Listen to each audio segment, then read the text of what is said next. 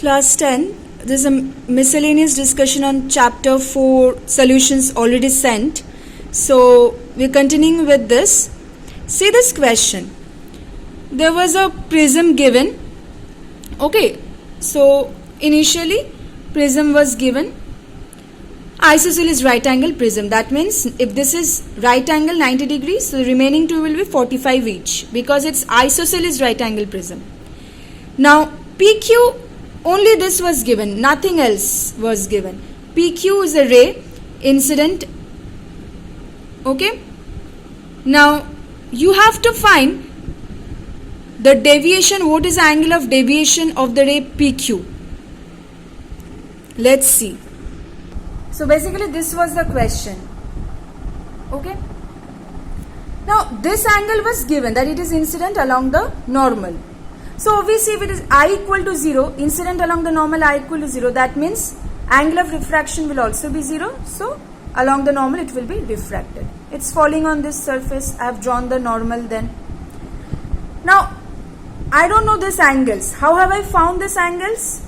This 45 degree I knew. So if this is 45, this is 90. That makes this 45. Obviously. So if this is 45 again and this is the normal at the point of incidence, then this is also 45. Done.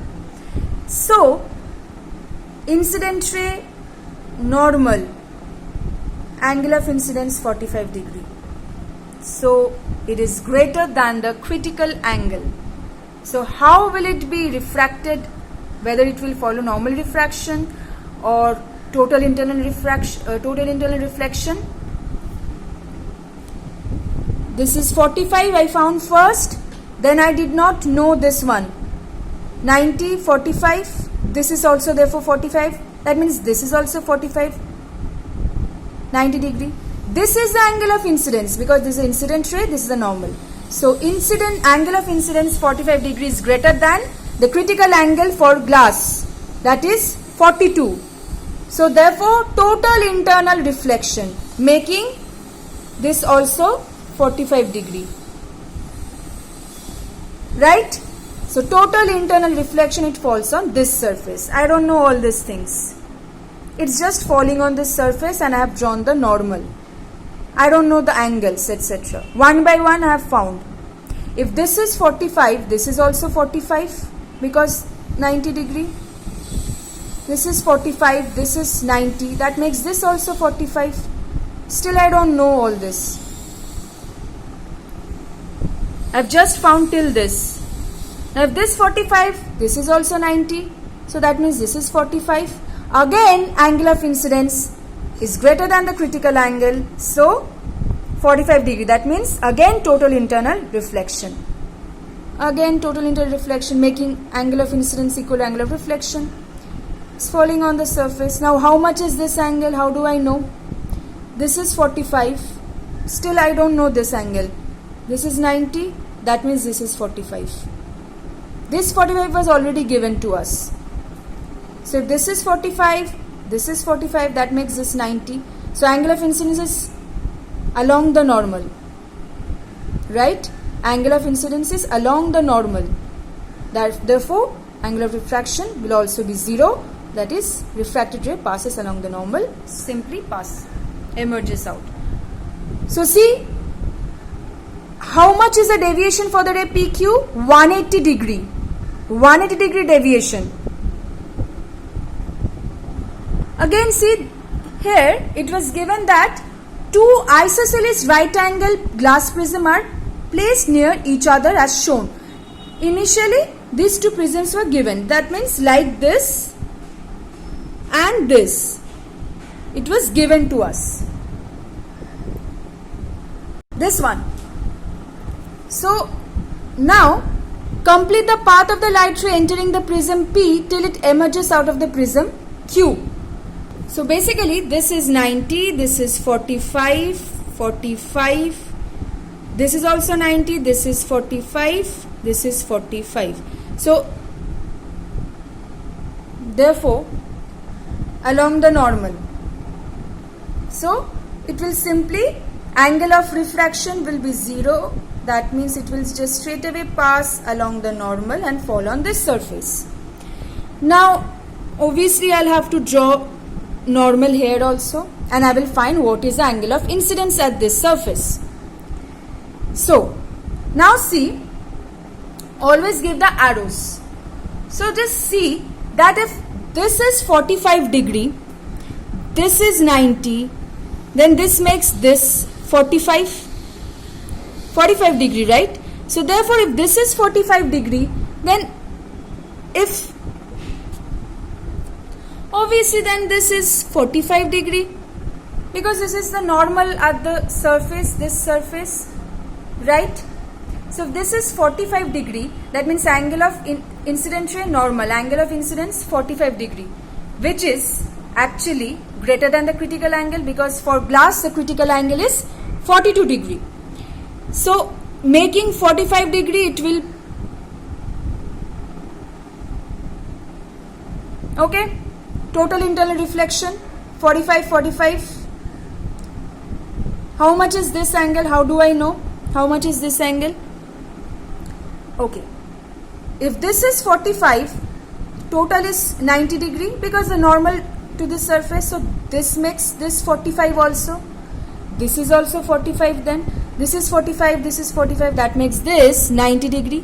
So now I equal to 0 along the normal, refracted ray will pass along the normal also. Again see the same thing as it is incident like this, isn't it? You just have to draw a normal, find the angle of incidences. Again see same thing, 45, 90, 45, this is also 45. Then if this is 45, angle of incidence therefore is greater than the critical angle, total internal reflection. How much is this angle? How much is this angle? How will I know? 45, this is 45, 90 degree, right? So this is also 45, this makes this 90 degree, therefore now I is 0, because it is incident along the normal, so it will straight away emerge out like this. These questions came this very last year in board's exam from chapter 4. See, ray of light falls normally on a rectangular glass slab. Draw a diagram showing the path of the ray till it emerges out of the slab. So if it is given to you, the question is the ray of light is incident normally along the glass slab. That means I equal to 0 degree. It is incident along the normal. So R equal to 0 degree also, no deviation, right? So it is just following this and falling on again this surface, again 90 degree. So again same 90 degree, that means along the normal. So again it will emerge out like this. Complete the path of the monochromatic light ray AB incident on the surface PC. I think it will be PQ.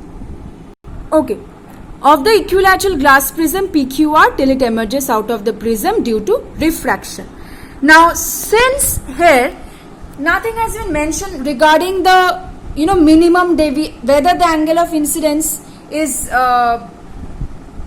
such that for which minimum deviation will occur, so we couldn't show that this is exactly parallel to the base and emerges out, right? This we have done that for equilateral prism, glass prism. What have we seen? That for certain angle of incidence there lies a minimum deviation point where the ray of light which is passing through the prism is just parallel to the base of the prism and it emerges out. And we have seen the different, yes, I'm speaking about this, okay? We have done this.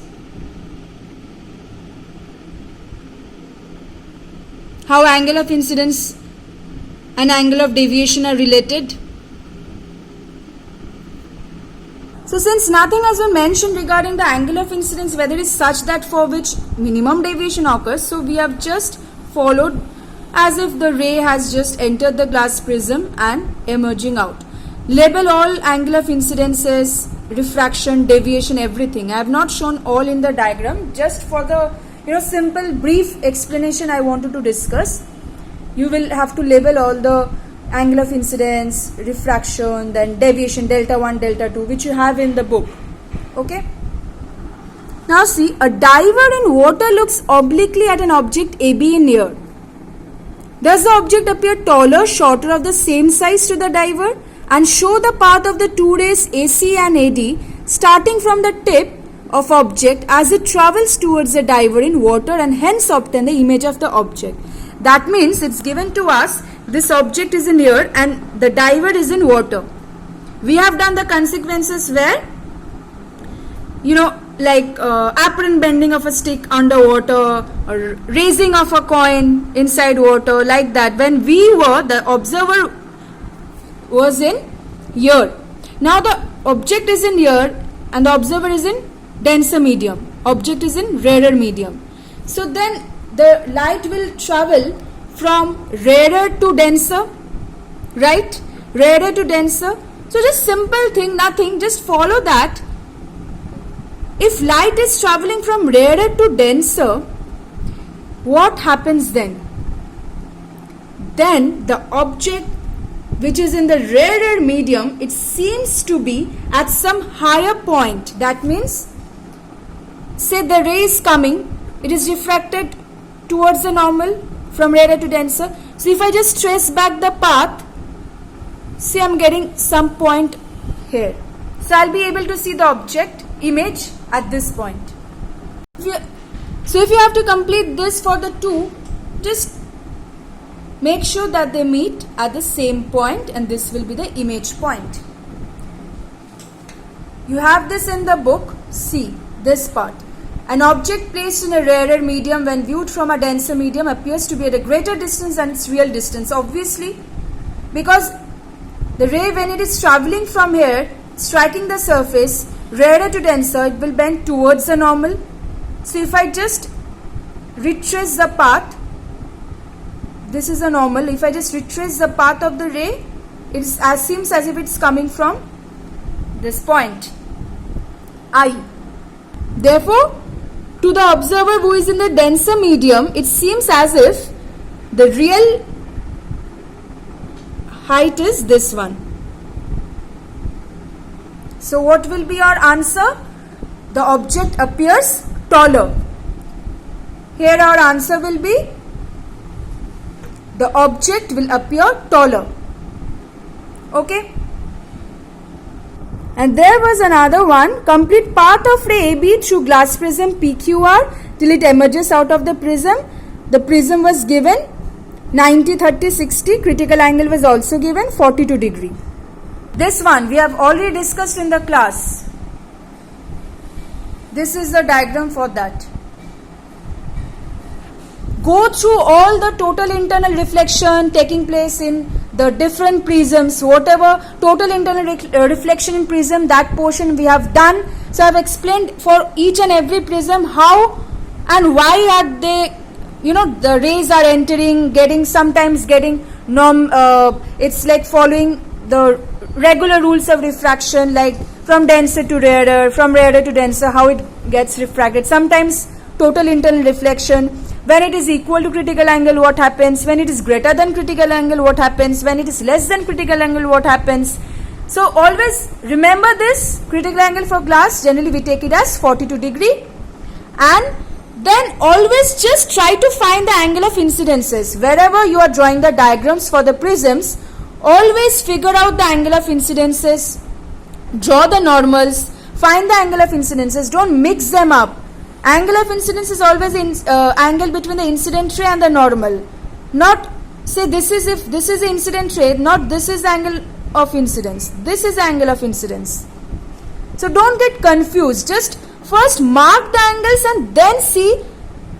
If you find this, say for example here you have found 60 degree. 60 degree is greater than the critical angle. So it is following total internal reflection. Each step has a reason behind it, and of course you have to practice a bit so that in the exam you don't have to sit and think for 20 minutes the different geometrical steps.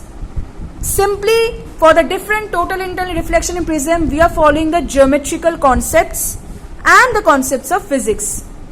You have to be very, very much sure and confident in the various geometrical concepts also. If you just practice this few times, you will be very fluent in all these things. You won't get stuck in the how much is this angle, how will I find, how much is this angle, how will I find. So you have to just practice this a bit, because we are doing nothing but using the geometrical concepts and then following the rules of physics.